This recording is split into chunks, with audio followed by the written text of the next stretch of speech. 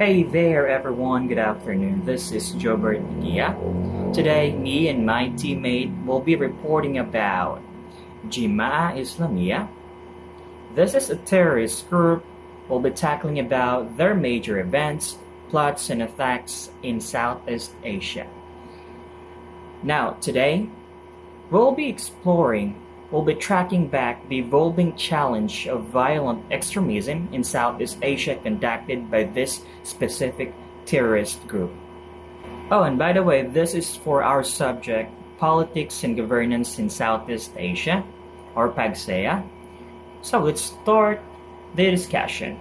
Now, if you're wondering, where is this terrorist group originated?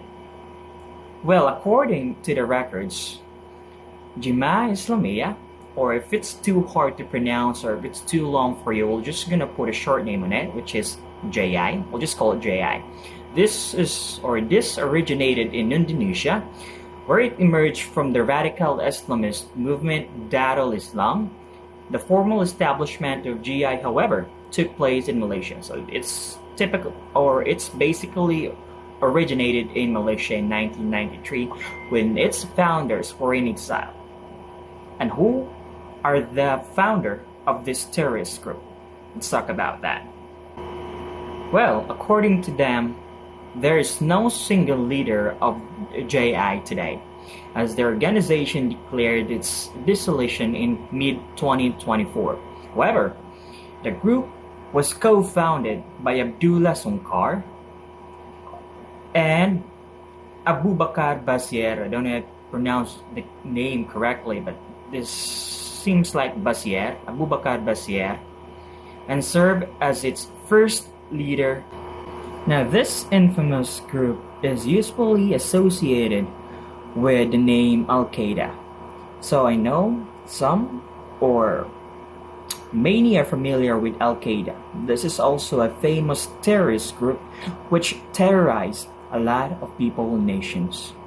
So, characterized by shared ideology, overlapping membership, joint training efforts, and operational support, the relationship between those two terrorist groups solidified in the late 1980s and 1990s, as members of both groups trained and fought together in Afghanistan and Pakistan. Those were during the time where famine, hunger, war were very, very rampant.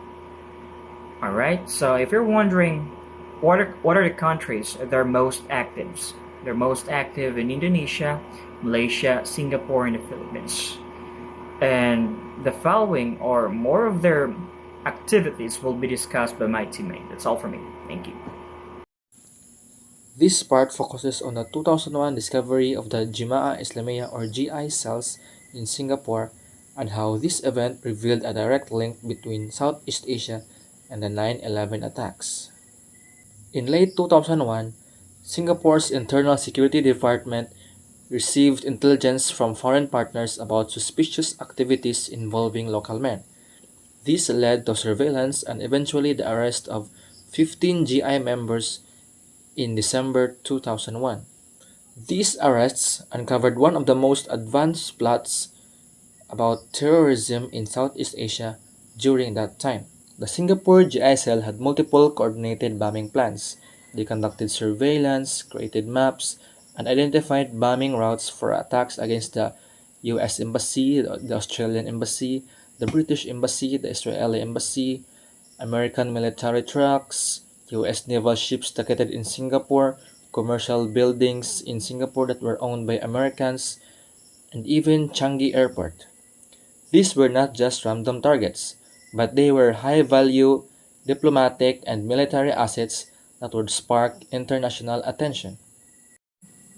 During raids on GI members' safe houses, authorities found a video that was key evidence. It shows some GI members conducting a military surveillance around the US Embassy. What made the video important was that it wasn't edited in Singapore, but it was developed in Afghanistan by Al-Qaeda trainers. This confirmed that the Singapore GI cell is also coordinating and communicating with Al Qaeda. One of the most striking findings from the Singapore investigation was the link to the 9/11 hijackers. In late 2000, before the 9/11 operations fully began, two hijackers, namely Fadi El-Khatib and Wael Arakji, attended a secretly planned meeting in Kuala Lumpur, Malaysia. The event was hosted and facilitated by GI members trained in Afghanistan. The meeting was known as the Kuala Lumpur Summit, and it was crucial because it finalized the operations for the 9/11 attacks. So, the Singapore cell discovery revealed that the GI was not only cooperating with Al Qaeda but was also involved in the early phases of the 9/11 planning. 2002 arrest of Omar al-Farak. He is also known as Mahmud Ahmad Muhammad Ahmad. He was arrested in Bogor, Indonesia in June 2002. His capture was a significant event in the global war on terror due to his high-profile connection with Al-Qaeda and Jemaah Islamiyah. So, dako gid ni og kung anong dako og gamit si Umar o dako siya granggo sa terorista na particularly in Southeast Asia. So sa Asia siya kasagaran nag-base. Al-Farak was believed to have joined Al-Qaeda in the early 1990s, receiving training in Afghanistan and subsequently rose to become one of Osama bin Laden's key lieutenant. So nahimo siya taas siya granggo sa ni Osama bin Laden, also known as the identification of Abu Bakr. So based on the research, no, ang naka-identify mo ni siya, nailhan ni siya si Abu Bakr. Muna siya nga nailhan siya si Abu Bakr is because of Umar katong napatay siya sa encounter murag nikanta siya ato nga panahon katong dakpan ba siya sa interrogate siya o dakpan siya. So ilang to si Abu Bakr. Si Abu Bakr, also known as Abu Bakr Bashir, Abdul Sumad, and Ustad Abu.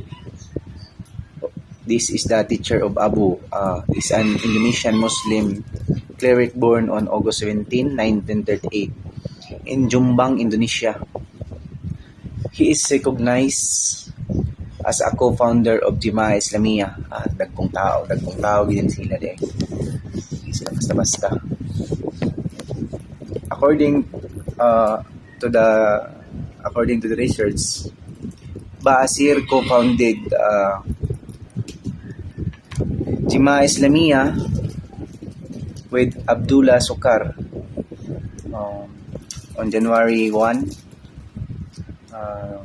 1993 after Sungkar death in 1989. Basir assumed the position of GI's overall leader or Emir in 2004. Intelligence agencies and the United Nations have identified him as the spiritual head of Jemaah Islamiyah, a group known for its links with Al-Qaeda and the 2002 Bali bombing. As GI's leader, he authorized various terrorist operations, including the 2002 Bali bombings, which killed 202 people. 2002 Bali bombings. On October 12, 2002, a series of bombs exploded in Bali's nightclub district, killing approximately 200 people and injuring around 300. The victims were mostly Australians, Indonesians, and Western tourists. This attack marked a strategic shift for JI towards soft targets, like tourist areas, and signaling a move to inflict maximum civilian casualties to garner the international attention. The aftermath and major arrests. Following the Bali's bombing, Indonesia intensified its efforts. Key suspects including senior JI commander Ali Gufron and the Murziri were arrested. Indonesia supported UN efforts to list JI as a terrorist organization. Ba'aishar was finally arrested and brought to trial in 2003. Although convicted for plotting to overthrow the government, he was not charged with direct involvement in terrorism and received a 40-year sentence. This is Juanito Ampit Jr. Sorry kayo team ha, sinsya na. To continue the report about this terrorist group, Jemaah Islamiyah, in 2003, there are a series of bombing in Southeast Asia, particularly in Indonesia. On August 5, 2003, around 11:58 in the morning, a car bomb exploded outside the lobby of GW Hotel of Marriott in Jakarta, Indonesia. The bombing killed 12 people, including the suicide bomber, and injured around 150 others. After this bombing, on August 11, Isamuddin Hambali was arrested by the joint operation of Royal Thai Police and Intelligence Forces and the CIA of United States in Ayutthaya, Thailand. To be added, Hambali was regarded as the operation chief and main link of GIs to Al-Qaeda in Southeast Asia.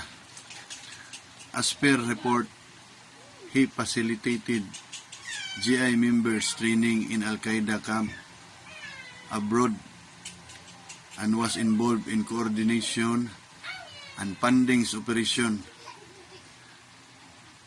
The authorities allege Hambali was not just a foot soldier, he was a central figure commanding, funding a network of militant operations across Southeast Asia. This is the last part of our reports. So, Jemaah Islamiyah remains one of the most significant terrorist groups in the Southeast Asia, with deep operational links to Al-Qaeda. The series of attacks from the 2001 Singapore plots to the 2002 Bali bombings and the 2003 Marriott attacks revealed the group's capacity to target both hard and soft targets. So, should that the group responsible GI has the ability to attack both well-protected targets or the hard targets and less protected civilian locations, soft targets. Regional cooperation among Indonesia, Malaysia, Singapore, the United States, and Australia was vital in weakening GI's network. Through coordinated arrest, intelligence sharing, and strengthened counter-terrorist measures, these countries disrupted the group's operations and reduced its ability to plan and carry out attacks across the Southeast Asia. While major leaders Hambali and Bashir were arrested, the continued discovery of plots shows the need for sustained vigilance and regional security collaboration. Although KJI lenders such as Hambali and Abu Bashir were captured, the ongoing discovery of new terrorist plot shows that GI's threat may not fully disappear. Understanding GI's history underscores the need for proactive and well-coordinated counter-terrorist strategies. The group's evolution and past attacks shows how extreme networks can adapt and regenerated if left unchecked. Studying these patterns highlight why early prevention, strong intelligence capabilities, and close international cooperation are essential.